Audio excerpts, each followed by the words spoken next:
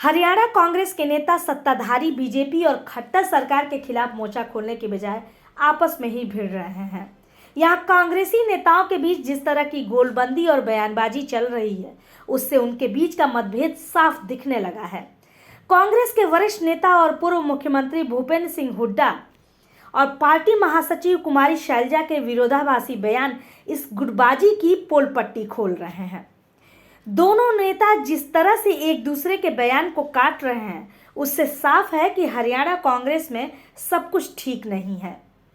तभी तो हुड्डा ने कहा कि उनकी सरकार बनी तो 4 डिप्टी सीएम होंगे, तो इस बात को पार्टी महासचिव कुमारी शैलजा सिरे से नकार गईं।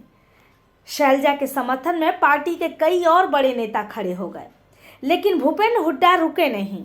हुड्डा ने आपसी मतभेदों की पोल एक बार फिर खोल दी है और एक बार फिर दोहराया है कि अगर उनकी पार्टी 2024 में हरियाणा में सरकार बनाती है तो राज्य में 4 उप मुख्यमंत्री यानी 4 डिप्टी सीएम होंगे। उन्होंने ये भी साफ किया कि इनमें से एक ब्राह्मण समुदाय से होगा, जबकि कांग्रेस महासचिव कुमारी शैलजा ने पहले ही हुड्डा के इस सुझाव को खारिज कर दिया था। उन्होंने कहा था कि 4 उप मुख्यमंत्री रखने जैसी कोई बात नहीं है। कुमारी शैलजा ने इस बात पर भी जोर दिया था कि पार्टी आलाकमान को राज्य के 36 समुदायों में से मुख्यमंत्री का चयन करना चाहिए, क्योंकि पद किसी के लिए भी आरक्षित नहीं है।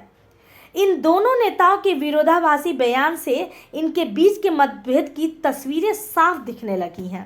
हुड्डा ने ये पासा दरअसल ब्राह्मण समाज को कांग्रेस के खेमे में करने की नीयत से फेंका था। हुड्डा ने सबसे पहले रोहतक के एक समारोह से ब्राह्मण कार्ड खेला था और कांग्रेस की सरकार बनने पर 4 डिप्टी सीएम बनाने का दावा ठोका था। इसके साथ ही साथ जातिगत जनगणना की भी वकालत की थी। अब चुनावी मौसम है तो बीजेपी हो या कांग्रेस, सबने साम दाम दंड भेद का इस्तेमाल करने की तो ठान ही ली है। ऐसे में भूपेंद्र हुड्डा अगर आगामी लोकसभा और विधानसभा चुनाव के लिए ब्राह्मण समुदाय को लुभाने के लिए जातिगत गोलबंदी करना चाहते हैं, तो इसमें कुमारी शैलजा को आपत्ति क्यों होनी चाहिए। लेकिन दरअसल ये पूरी लड़ाई ही वर्चस्व की है, क्योंकि हरियाणा में हुड्डा और कुमारी शैलजा इन दोनों के अलग अलग गुट हैं और शैलजा गुट हमेशा हुड्डा को राजनीतिक पावर देने के खिलाफ रहा है। यही वजह है कि हुड्डा ने जब 4 डिप्टी सीएम वाली बात की तो कुमारी शैलजा विरोध पर उतर आई और कुमारी शैलजा के मना करने के बावजूद भूपेंद्र हुड्डा ने दोबारा कहा कि सत्ता में आने पर राज्य में 4 डिप्टी सीएम बनेंगे, वरना जब कांग्रेस के चुनावी घोषणा पत्र में कहीं ऐसी बात है ही नहीं तो इस पर विवाद कैसा। लेकिन हुड्डा भी अपने बयान पर कायम रहना चाहते हैं, कम से कम चुनाव तक तो इस मुद्दे को छोड़ना नहीं चाहते।